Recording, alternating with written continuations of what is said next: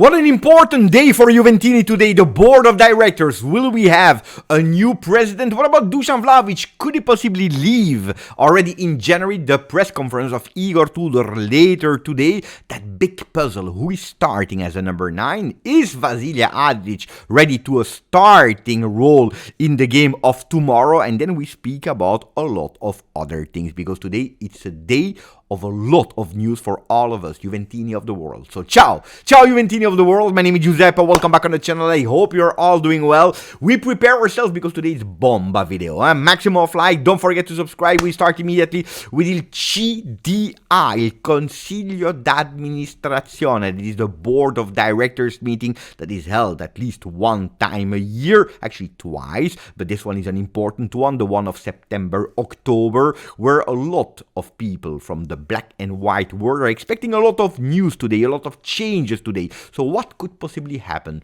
Could be that the president is changed, could be that we have a new CEO, that could be that there is the announcement of Giorgio Chiellini that will be part of the board of directors. Surely, 100% they will speak about our finances. The other things are at the moment a huge big guess. With some people are saying absolutely no, with some people are saying absolutely yes.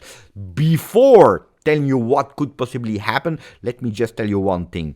The managers of today, President Ferrero, CEO Scannavino, if they are changed today, it's absolutely not because of a failure. We need to remind ourselves that when the board of directors back then resigned, we went in fast and fury with one mission, with one role. A 3-year plan to take Juventus out of off-the-field topics, plus Valenza case, etc., etc., etc., and also to go back in as soon as possible having a green finances, which are super important to be, again, a sustainable club in terms of money. And that mission has been nearly completed by President Ferrero and CEO Scannavino. It's not a coincidence that back then we hired accountants, we hired lawyers, and not really, because that was at the moment back then not the number one priority. We didn't hire people of sporting people that were hired by John Elkann from the moment that the situation started to be stable,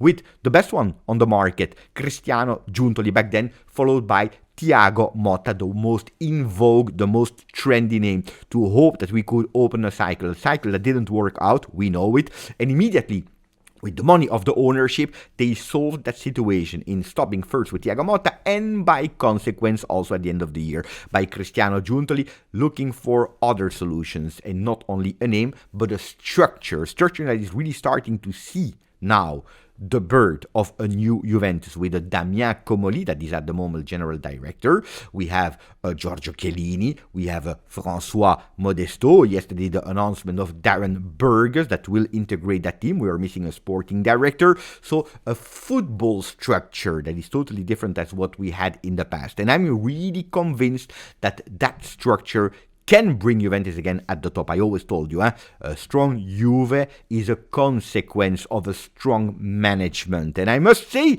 that Damien Comolli is impressing much more than what we expected, or what John Elkann was expecting in the beginning. Of course, he trusted him. Of course, he was sure about it. But that fast impact of Juve, that fast impact of taking and making his own that way of being as a Juventino, that stile Juve if we want to, well, it's really working hard. The plans were to start looking for a strong name as a president. We hear a lot of times the names of Platini, of Alessandro Del Piero. We even heard yesterday and 2 days ago the name of Jean-Claude Blanc, or a la Jean-Claude Blanc. We hear this kind of name, but I can tell you that from the information I have now, that name of presidency could be postponed. So Ferrero could possibly stay as a president today, with Damien Comolli growing in his role. He's already acting like it, but having also the title of CEO of Juventus Football Club. I continue to say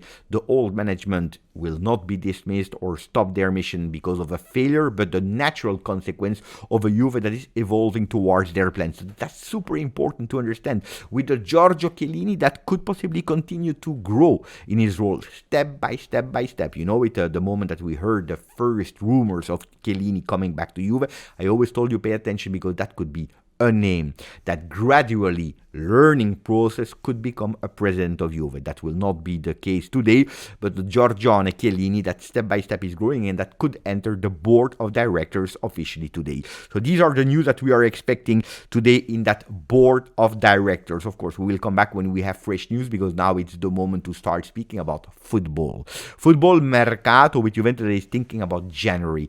Two things could happen in January. The first one is that Dusan Vlahovic could already say goodbye to Juve already in January, and Juve reinvesting the saved money on a midfielder. Why a midfielder? Well, look, guys, if you're looking at the statistics, Juventus is conceding too many goals in that beginning of the season. Juventus is scoring a lot of goals, but it's not creating a lot. Just to recap a few numbers, Juventus at today conceded 8 goals, 4 in Serie A, 4 in Champions League in only 5 games, conceding 63 shots. It's really a lot. On the other side, Juventus in Serie A, so taking away Champions League, scored at the moment 8 goals. 8 goals in Serie A. We scored 2 goals against Parma, 1 goal against Genoa, 4 goals against Inter, and 1 goal against Verona. So you will tell me, Beppe, in 4 games, it's an average of 2 goals per game, which is good. On the other side, if you are looking really at the chances, the expected goals of Juve, 8 goals scored, but we are 10th in Serie A. Behind clubs like Cagliari, behind clubs like Como, behind a lot of clubs. Napoli that is there on top with 7.19 expected goals, with Juve 4.53. So we see that we are not creating a lot. Is it because of the strikers? No, we have so many different strikers. Is it because of the defenders that we concede too many goals? In a way, yes, also the goalkeeper, but not only. And it's because, and it's clear, we are missing a midfielder. Is it a midfielder that can rotate instead of Thuram, instead of Locatelli, that at today are the real starters of Juve in a 2-man midfielder?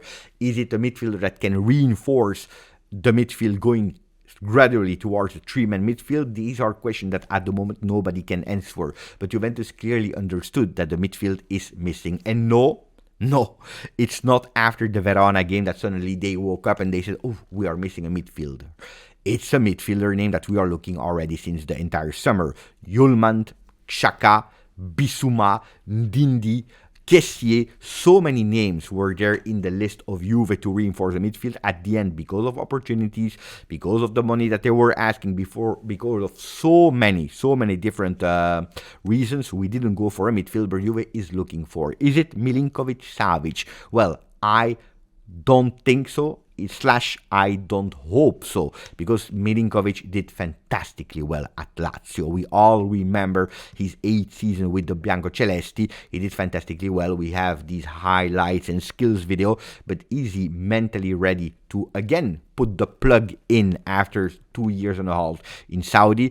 Is he the player that could do that step mentally to be a Juventino? Pay attention to the possible dangers there, because Juventus cannot miss the name of the midfielder, because today, if we are totally honest, who are our midfielders? Locatelli, Thuram. Behind them, we have an injured Miretti that we need to understand if he can play in a 2-man midfield. We have a Koopmeiners that was reinvented in that position, but at the moment, it is not working. And it's a pity for us, Juventini, for the club, but also especially for him, for Teun, that is a great player, but at the moment is only able to show it in training session, not that much not at all in games, which is a problem, is a problematic. And then we have that promise, that hope that Adzic could be one of them. But at the moment, we are extremely light, especially if we are comparing with the other midfields of Serie A, where we see that an Atalanta already had beautiful names, but they added a Musa. A Fiorentina has a lot of options like Fagioli, that they took in January, Nicolosi Caviglia that they took now, they have Richardson, they have a beautiful name, they have a lot of midfielders and options there. An Inter that was already one of the strongest midfielders, if not the strongest midfielder in Serie A, that reinforced themselves with a Sukic, with a Diouf, on top of Fratesi on the bench, on top of Zielinski as alternative to Barella, to Mkhitaryan, to Çalhanoğlu that didn't leave. Milan totally overhauling that midfield with Rabiot, Modric, Ricci, and Yashari that at the moment is injured. Can we speak about Napoli? Zero operation a la Kevin De Bruyne. Guys, we have at the moment a gap with other midfields of Serie A, and Juventus is obliged to go for a name already in January. And that's what they want to do already now. Now, of course, I told you one that could leave in January to save a bit of money is Dusan Vlahovic. He's at the moment the one that scored the most at Juve. We know it. August, September are the months of Dusan Vlahovic. He was able to show it when he came from the bench. He didn't show it when he started important games with the trust of the coach. Inter and also a Verona, where we were expecting much more from him. It's a player that at the end of the season will leave Juve. And the big question mark is, should we continue to invest on Dusan? Should he be the real starter at Juve? If I answer you, I love Dusan. I would love that he continued to bang goals one after the other from the start or from the bench. I don't care. If he's our player, we need to continue to believe in him. On the other side, we need to look forward. If the decision is that he will leave at the end of the season, well, I would try until it works or doesn't work to invest in a Jonathan David that is the second most player of Juve behind Dusan Vlahovic. I would try to understand what is the position of Openda, because these are the players that will be potentially the future of Juve over Dusan Vlahovic. Dusan Vlahovic that could possibly have a market in Premier League. Chelsea and Manchester United can still be interested in the player of Juve with the number 9 in the back. So pay attention to that, because Juventus could put him on the market already in January without suffering, because we have enough players there up front. And then on top of that, saving that money, cashing in a bit of money to reinvest in the midfield. That, according to me, would be a great idea. If not in the midfield, take me a player on the right side of the field. Now, speaking about the game of tomorrow, Juve Atalanta. There are some puzzles, and we will know a bit more later in the press conference of Tudor at 2:30 p.m. Italian time. But Adzic is warming up. This is the title of today's Tutto Sport front page. What can the lineup looks like? Well, it could be that we have a Di Gregorio in the goal with Gatti, Bremer, Kelly into the defense. Kalulu back as a right wing back.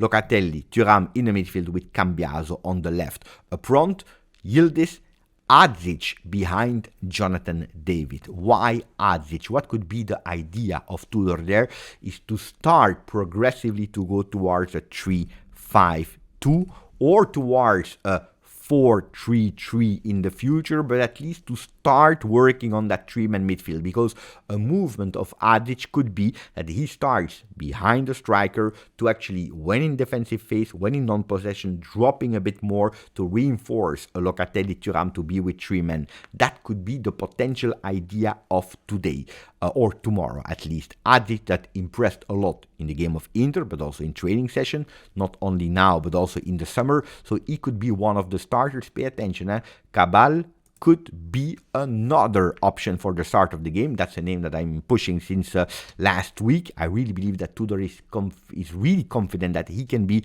a game changer for this Juve. So Juan Cabal could possibly start on the left with Kalulu as a right center back and not as a right wing back to give solidity into non-possession, switching with Cabal dropping, forming a 4-man defense.